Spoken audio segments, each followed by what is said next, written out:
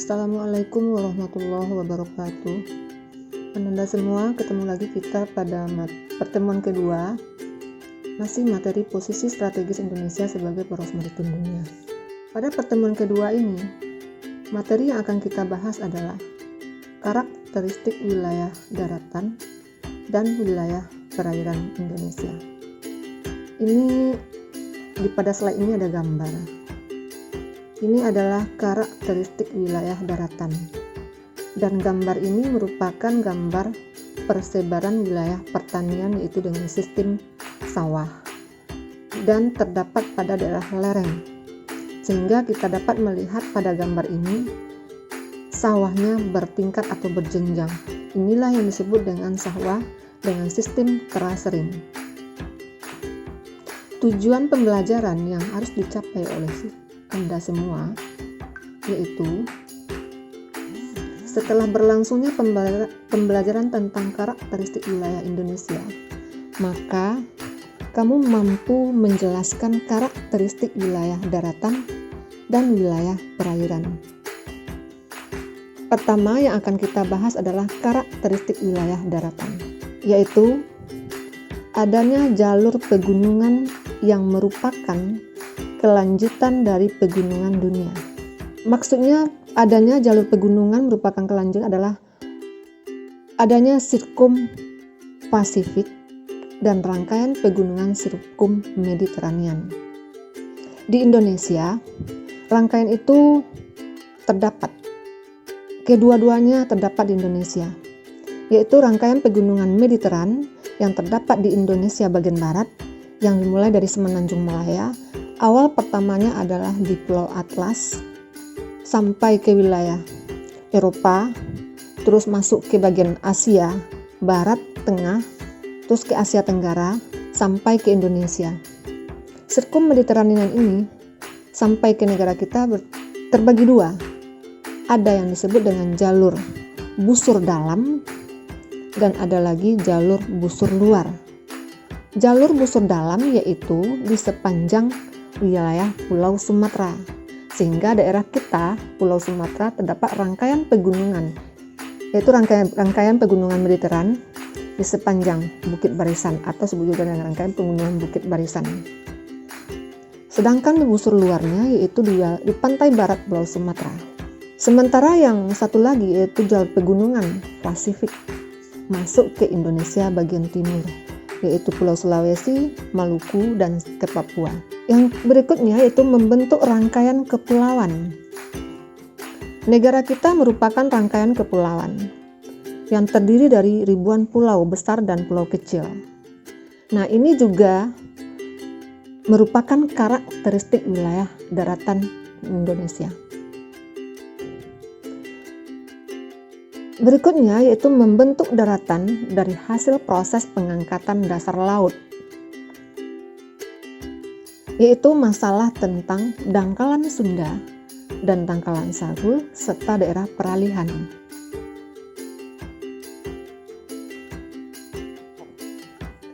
Wilayah Indonesia bagian barat merupakan daerah dangkalan atau paparan Sunda. Sebelum zaman pengangkatan dasar laut atau penurunan daratan, wilayah Pulau Sumatera, Kalimantan, dan Jawa serta Semenanjung Malaya merupakan daratan yang sangat luas. Akibat adanya pengangkatan dasar laut, maka sebahagian dari daerah itu terjadi laut-laut dangkal. Terpisahlah Pulau Sumatera dengan Pulau Kalimantan dan Pulau Jawa serta Semenanjung Malaya. Itu disebut dengan dangkalan Sunda atau paparan Sunda. Yang berikutnya adalah paparan Sahul, terletak di bagian timur Indonesia, yaitu Pulau Papua, pulau-pulau kecil yang ada di Papua bagian selatan, serta daerah Australia. Yang berikutnya itu membentuk jalur-jalur patahan. Jalur patahan karena jenis batuan yang ada di Indonesia, ada batuan yang berjenis elastis, ada juga yang batuannya tidak elastis. Kalau batuannya elastis, maka terbentuklah batuan lipatan. Dan di daerah kita, Sumatera merupakan daerah patahan. Salah satu contohnya adalah patahan atau lembah Semangko. Itu adalah jalur-jalur patahan. Sementara di Pulau Jawa itu adalah lipatan. Yang berikutnya adalah zona tumbukan lempeng tektonik juga membentuk jalur pegunungan api atau gunung api yang sangat aktif. Negara Indonesia merupakan tumbukan lempeng Pasifik dengan lempeng Eurasia. Akibat pertumbukan lempeng, terbentuklah jalur-jalur pegunungan yang sangat aktif. Contohnya ada di Pulau Sumatera, Jawa, serta pulau-pulau kecil yang ada di Kepulauan Nusa Tenggara sampai ke Pulau Sulawesi dan sebagainya. Itu adalah jalur-jalur pegunungan aktif akibat tumbukan dari lempeng. Terbentuklah patahan atau lipatan. Nah, itu merupakan karakteristik wilayah daratan di Indonesia. Yang kedua, kita masuk ke karakteristik wilayah perairan Indonesia. Sebetulnya di daratan juga ada perairan, yaitu sungai, danau, rawa. Itu merupakan perairan yang terdapat di daratan. Dan yang akan kita bahas khususnya yaitu perairan laut di Indonesia.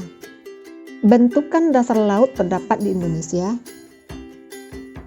Yang pertama daerah permukaan yang disebut dengan pelagik. Yang kedua daerah dasar laut atau disebut juga dengan bentik. Daerah permukaan ini bukan di atas permukaan laut, tidak, yaitu dengan wilayah kedalamannya sampai mencapai 500 meter.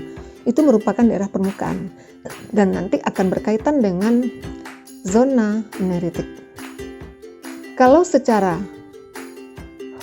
horizontal dan juga secara vertikal. Horizontal ada paparan yang terdapat di dasar laut. Secara vertikal yaitu berkaitan dengan cahaya matahari tembus sampai ke dasar laut. Penjelasan dari wilayah itu, yang pertama adalah zona neritik. Zona neritik ini adalah laut dangkal. Kalau kita artikan, zona neritik ini merupakan daerah yang sangat subur, sehingga di situ terdapat ikan atau pusat ikan di wilayah tersebut. Daerah pelagik adalah zona neritik dan zona oseanik.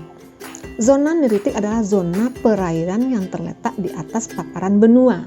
Maksudnya cuma mencapai kedalaman sampai 200 atau 300 meter. Sementara zona oseanik yaitu semua perairan terbuka seperti samudra. Apakah Samudra Hindia, Samudra Pasifik, dan Samudra Atlantik. Daerah peralihan dari zona sublitoral dengan daratan yaitu daerah paparan pantai antara bibir pantai dengan daratan. Lalu daerah dasar atau zona bentik yang terletak di bawah zona neritik pada paparan benua. Berarti ini bisa dikatakan zona abisal dan zona batial. Zona perairan ini terbagi lagi kepada beberapa bagian. Ada zona paparan atau disebut juga dengan sublitoral, merupakan habitat dari berbagai organisme seperti rumput laut, padang lamun, dan terumbu karang. Kalau yang sublitoral ini merupakan daerah perairan dangkal.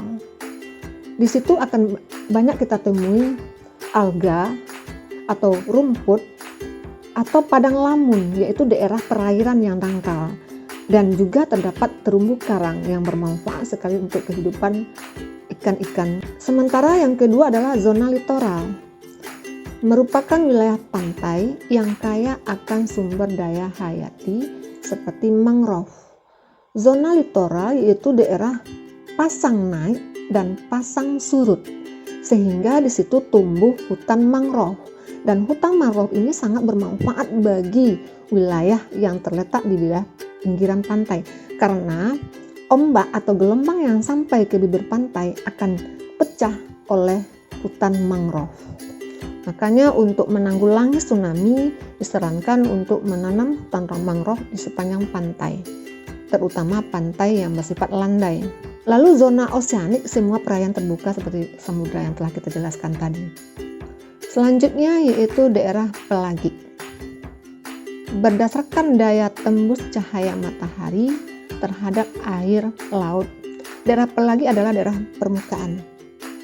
Dibedakan atas zona fotik atau eufotik atau epipelagik, yaitu perairan pelagik yang mendapat cahaya matahari.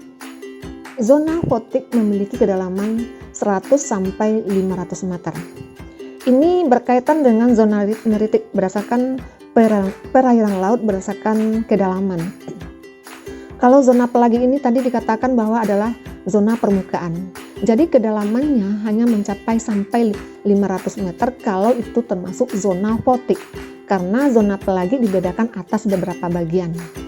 Jadi ini merupakan daerah yang subur. Kalau cahaya matahari tembus sampai ke wilayah dasar laut, maka akan alga atau zooplankton dan fitoplankton banyak terdapat di situ, sehingga bisa ini merupakan daerah makanan hewan yang ada di perairan laut, dan daerah itu merupakan daerah yang subur.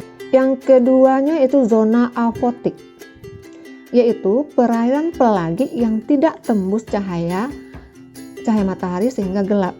Nah, kalau berdasarkan perairan laut berdasarkan kedalaman, ini adalah zona abisal dan batial. Kedalamannya lebih dari 1000 meter. Nah, ini tidak akan tembus cahaya dan kehidupan tidak akan berlangsung di situ. Cuma mungkin beberapa jenis makhluk hidup yang dari laut yang hidup di daerah zona afotik ini. Karena tidak ada makanan di situ. Kalau tidak ada tembus cahaya, maka zoo dan fitoplankton tidak akan terdapat pada daerah tersebut. Dan zona ini juga dibedakan lagi dari beberapa bagian. Yang pertama, zona mesopelagik merupakan bagian paling atas dari zona afotik, memiliki kedalaman antara 700 sampai 1000 meter. Jadi daerah ini masih tidak juga sampai ke dasar laut cahaya matahari tembus, sehingga suhunya mencapai 10 derajat Celcius, sangat rendah karena cahaya matahari tidak tembus sampai ke dasar laut, kedalamannya sampai mencapai 1000 meter. Yang kedua, zona bati pelagi merupakan zona afotik yang memiliki kedalaman 1000 sampai 4000 meter. Ini adalah zona batial, zona abisal, karena tidak ada sama sekali cahaya matahari pada daerah ini. Suhunya sekitar 4 dan 10 derajat Celcius. Yang ketiga yaitu zona abisal pelagik. Merupakan zona yang memiliki kedalaman lebih dari 6000 meter. Ini adalah kalau di Indonesia zona abisal terdapat di wilayah Laut Banda, karena kedalaman Laut Banda lebih dari 6000 meter. Zona hadal pelagi merupakan zona yang memiliki kedalaman lebih dari 6000 meter atau 6 sampai 10.000 meter, termasuk di perairan terbuka dengan palung laut yang sangat dalam. Nah, kalau yang zona hadal ini kita temui kalau 6000 sampai 10.000 meter, ini mungkin ada di daerah Laut Banda dan juga Palung Mariana, yaitu di Filipina, yaitu laut Samudra Pasifik. Kedalamannya lebih dari 10.000 meter. Di situ terdapat zona hadal pelagi. Berarti zona hadal pelagi ada di Indonesia, yaitu perairan Laut Banda, serta di Filipina yaitu Palung Mariana. Perairan Indonesia berdasarkan topografi dasar. Selain paparan atau shelf yang dangkal, terdapat bentukan dasar laut di perairan Indonesia. Perairan Indonesia berdasarkan topografi dasar. Yang pertama, perairan laut dangkal. Kalau laut dangkal di Indonesia terdapat di Indonesia bagian barat, yaitu paparan daerah Selat Sunda, Laut Jawa, Selat Melaka, dan perairan laut di daerah Kepulauan Riau itu merupakan laut dangkal. Kalau di bagian timur yaitu Laut Arafuru. Nah, perairan laut dangkal terbentuk akibat adanya paparan Sunda dan paparan Arafuru atau Sahul. Pada saat itu terjadinya kenaikan dasar laut sehingga wilayah daratan menjadi turun terbentuklah laut-laut dangkal. Yang kedua yaitu perairan laut dalam atau jeluk. Ini terdapat di Laut Banda, yaitu Laut Sulawesi, yang kedalamannya lebih dari 6.000 meter. Ini juga terbentuk akibat ingresi, yaitu laut dalam, turunnya dasar laut sehingga laut dangkal laut dangkal menjadi laut dalam. Lalu paparan atau shelf terdiri dari beberapa bagian. Yang pertama basin, yaitu depresi atau cekungan yang luas terdapat di dasar laut yang berbentuk bulat atau lonjong. Contohnya basin yang terdapat di Laut Sulawesi. Yang kedua palung. Palung ini juga termasuk depresi, kalau di darat namanya lembah. Cekungan laut dalam yang memanjang di dasar laut. Contohnya palung Laut Weber di Maluku dan palung Laut Banda terdapat di Laut Banda. Terdapat dua jenis palung, yaitu treng dan toh. Ini kedalamannya lebih dari 2000 meter. Yang ketiga atau C, res, adalah bentukan punggungan di dasar laut yang berbentuk kerucut. Jadi punggungan di dasar laut yang berbentuk kerucut ini bisa saja muncul ke perairan. Ini juga disebabkan oleh gerak dasar laut dan juga penurunan dasar daratan. Riks, yaitu bentukan punggungan di dasar laut yang berbentuk agak datar. Punggungan itu agak datar. Nah, di antara punggungan itu ada lembah. Lembah ini yang dikatakan dengan ambang laut. Yang kedua Simon, yaitu gunung api bawah laut seperti gunung api Laut Banda dan Kepulauan Sitaro. Kalau gunung api Laut Banda serta ini ada di Selat Sunda, tapi gunung api Selat Sunda mungkin tidak termasuk ke dalam gunung api bawah laut. Itu mengenai perairan laut. Ini adalah paparan Sunda. Kita perhatikan peta. Jawa,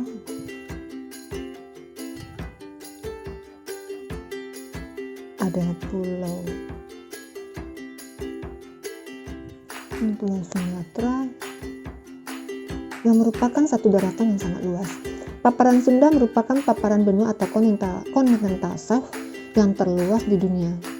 Luas paparan Sunda meliputi 1,8 juta kilometer persegi sangkar dengan kedalaman kurang dari 100 meter. Paparan ini menghubungkan Pulau Sumatera, Jawa, Kalimantan, Bangka Belitung, dan daratan Asia. Selain itu, paparan Sunda juga meliputi Laut Cina Selatan, Teluk Thailand, Selat Melaka, dan Laut Jawa. Jadi paparan ini merupakan laut dangkal yang terdapat pada wilayah bagian barat Indonesia akibat adanya penurunan permukaan bumi pada jutaan tahun yang telah berlalu. Ini adalah struktur geologi.